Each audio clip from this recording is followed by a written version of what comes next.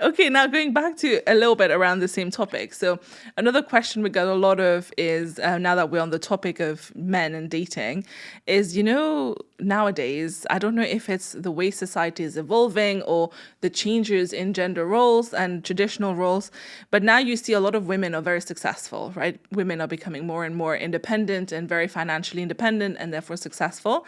And you get these women, these what you would term like high value, which I don't really like, high value women are the ones struggling to find a partner. Why do you think that is? I think because a lot of men are insecure and a lot of men take their value from being successful.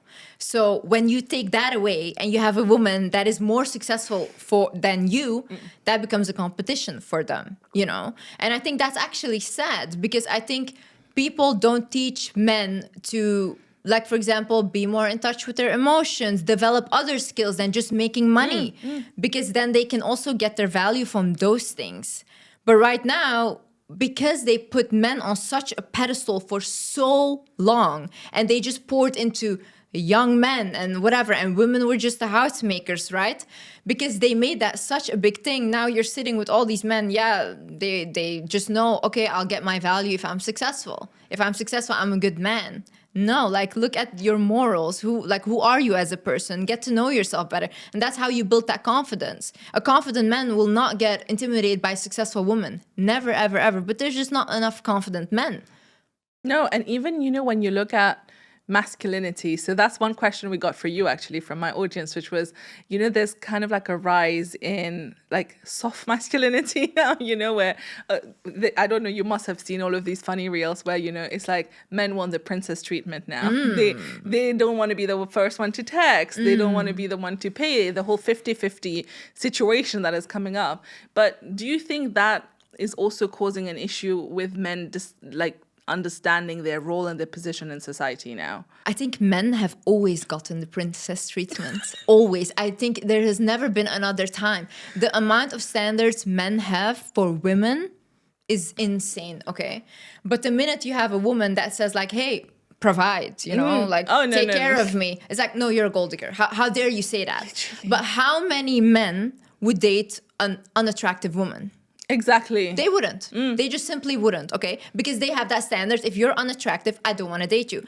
But once a woman has a standard, and it's like, if you're a broke guy, and with broke guys, I don't mean men that are poor. No. I mean men that don't know how to create abundance. And that's a big, big issue. See, for example, for me, a broke man, how I classify it is like my dad. My dad refused to work. He doesn't want to work. He doesn't want to figure out how to work. He made my mom work her whole life, and she was taking care of him, okay? He didn't respect himself, and he didn't respect my mother. It was just not imbalanced at all, and my mom had to be hyper masculine to make up for the lack of masculine energy in the house, right? Now, when you have that, a person that doesn't know how to be abundant, that's a broke guy, okay? It doesn't matter how much money he makes, as long as he's trying. That's an abundant man. Exactly. Because a lot of people, especially women, they think like, oh, I just need a rich man. I've dated a very wealthy guy, probably the wealthiest guy I've ever dated. He was not generous at all. Brokey. Yeah, so that's a broke man. Because what do I have with you? You're showing me every day how much money you're making, but what do I have with where it? Is it? What do I care how much money you make, So it's like, that's like just the difference. Like, when a man doesn't know how to be abundant, that's the big issue. So men wanting the princess treatment, I think they always had that, right? So it's like they always had a standard for women. They always had like, you have to behave like this and blah, blah. And even like before, when women were supposed to be housemakers, there were so many standards. You're supposed to cook, you're supposed to clean, you're supposed to take care of the kids and look good on top of that. Yeah. And if you don't, I'm going to cheat on you. And if you do, I'm going to cheat on you. So it's like women had to accept that. But then you had women, for example, that have a platform like me, that came on and were like, stop accepting it. And it's like, let's have standards, let's have standards as a collective. And because of that, you have what you have right now, which is very successful women because they started believing in themselves instead of a man and chasing what they want and being who they want to be instead of chasing a man. And like taking their value from being with a man, because that's also a huge issue that women are facing. They think like, oh my god, if I'm not married by this age, or if I don't have children, Then what? then Yeah. I failed as a woman. But who said that? Society? Your parents? Your culture? Who said that? Who set that standard for women? Who said that if a woman has her period, she's dirty? That's dirty. Who said all these things? If men could get their period and could get pregnant, we would not be able to meet their standards. They would have standards through the roof. Anything that even is like tampons, all these things, it would be free. It would be free. Yeah, free. And they would have made like medicine or something to solve like cramps and everything. It would not be to help them. Massage stools at work. Yeah, days off. Days off. Paid. Yes. No, for sure. Women would not be able to meet their standards. No. And that's the thing. I'm so glad you touched on this, because this has come up many times in conversations with my guests on the podcast, and even with my friends. I keep seeing this, because now that women are getting in their mid-30s and late 30s, they're starting to worry. And all of these friends that I have, or even guests that I've met, one of them even said on the podcast that, I feel like I have the villa that I always wanted. I have my cars. I have my 6-figure business, and I sit in my house alone. And now I'm thinking, did I go wrong? Should I have focused on finding a husband? Should I have focused on having kids younger? Because that's when you are at your peak on the sexual market value, if you want to call it that. And now she's like, now what do I do? And now I see this kind of like, I don't know how to explain it other than passive depression that is rampant around, where you see all these successful women who at the end of the day come home to like a quiet apartment, and they are sad and they feel like they went wrong somewhere. What would you say to these people? I think that the grass is always greener on the other side. I know that there's a lot of married women that wish they could come home to an empty house. I swear. Like, they have glamorized having children and marriage so much, and people don't see the behind the scenes. They always like show you the pretty picture, but all the work that is behind the scenes, all the arguments, all the compromises, all the things, that cheating that happens. And then you have to think, oh my God, do I want to stay married because I don't want to lose face in front of other people? So I just stay married with a cheating husband, and I just look nice in front of everyone. And then someone looks at them and think, oh, I wish I had that. No, you don't.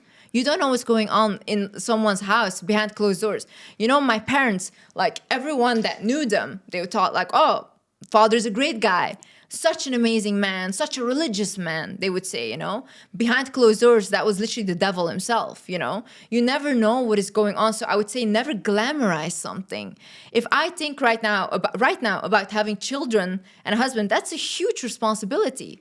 Huge. I rather right now in this position of my life have my business, make my own money, and be independent. And whoever comes into my life, they can add to it. But I'm not thinking like, let me right now start a family, because I know that will take so much of my time and energy into the family, if I want to raise it in a way that I would want, which is with full attention and everything. So it all depends on like, do you really want that? Or do you want to create a perfect picture for society? Because we have to really go back to the beliefs that we have. Because why do we have that? Because it's not only women, it's the same with men, right? Yeah. If you don't get married as a man, oh, you're not a man. You're not good. You're not a father. Oh my God, you're already late 30s. You're not a father. It's like, why push things upon people? Some people don't want that. That's okay.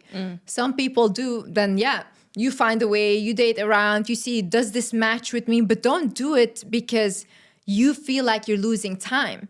Because I feel like everything in life comes at the right time, at divine timing, when it's meant for you. When something is not meant for you, it will not happen, no matter what you do. When something is meant for you, no one can take that from you, ever. It will come. In the most miraculous ways, it will come. So just let it go. Women need to start letting stuff go. Tell me how, Liz. No, that is the biggest thing. Look.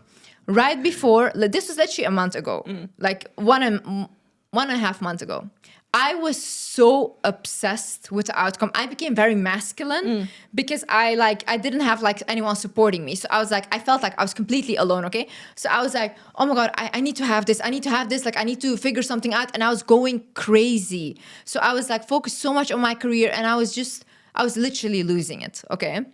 And then I went back home because mentally I was not doing well. So I went back home to my mom. And I went home, and then the second day I arrived, I went to walk in nature. And I always tell people, go walk in nature, because nature is healing, right? The trees, the plants, all these things, these are living beings. I even tell people, like, put your back or your hands against a tree. It will remove any energy that's not serving you, because that's how we work with each other. But people don't know these things, or they don't want to try these things. So they don't get like really further in life. Anyway, so I went and I walked in nature and I started talking to God. And I always used to do this thing a lot, like especially in the beginning of my career, like talking to God and having conversations like he's my best friend. So God, I see the same thing, you know? Yeah. We're going to talk about, keep going, sorry. So then I was walking in nature and I started talking to him and I said, God, like, I can't take this anymore. Like, not like this. I'm like, I want to do what I have to do on this earth and complete my mission, but not like this, not on my own. And I feel very bad. And I said, like, I don't want to live anymore. And that was really my mental state. Like, I don't want to be here anymore, but I'm not going to do it myself. So you do it. Okay. You handle it. I was like, you please take my life. So I was like, I said that. And then all of a sudden, whilst I was walking, I heard like, wanting nothing gives you everything. I heard that sentence in my head. And then I kept walking and I started repeating it out loud. I was like, wanting nothing gives you everything. And then I understood, wanting nothing gives you everything. I was too focused on, I need to have this. I need to have family. I need to have work. I need to have this. I need to be bigger and bigger. And I was too focused on them. So what I realized was, if I just let go of, I don't want anything anymore. Like, you handle it. Here, give it to God. You handle it, you know? When I did that, everything I've ever wanted came, and it came so fast. Like, these past 1.5 months, my life has changed 360. I've probably never been happier than I am right now. Yeah, which is crazy. But it was the minute I just let it go. I was like, I don't care anymore. And you know, you can see it, for example, and you know why this is also the thing? When you let something go, you take your power back. You take your energy from that thing back.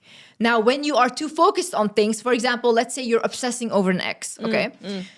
The minute you stop wanting that ex, all of a sudden he texts you. All of a sudden he calls you. He's now obsessed with you. Back, yeah. Why? You took your energy back. The minute you take back your energy from all these things and you are now whole by yourself, those things become attracted to you. And they want to be with you instead of you wanting to be with them. Because nothing likes desperation. Desperation is a repulsive energy. When you are desperate, you have a lack mindset. You don't believe that this earth is abundant. And this earth is very abundant. God gave us everything. This is another thing that people always tell me, like, oh, how dare you? You're asking for too much. Oh, why do you want these things? Blah, blah. But there's billionaires on this earth. Like multiple billionaires. Yeah. Why can I not have even 10% of what they have? What does it matter? Money is an abundant source as well, you know? Money gives you freedom. That's the only reason why I ever wanted money, for freedom. Because I can go where I want. I can do what I want. Yeah. I can help people in a way that I want, right? So if that is on earth, why can I not have it? If God made this earth so abundant, anything that is on this earth I can have and I will get. Whenever I think to myself, okay, I want that, but I just want it and I don't focus on it like in a desperate way, but I know I have a goal in the back of my mind, but I'm not desperate for it, right? That's when it comes. Oh, wow. Okay, I love that.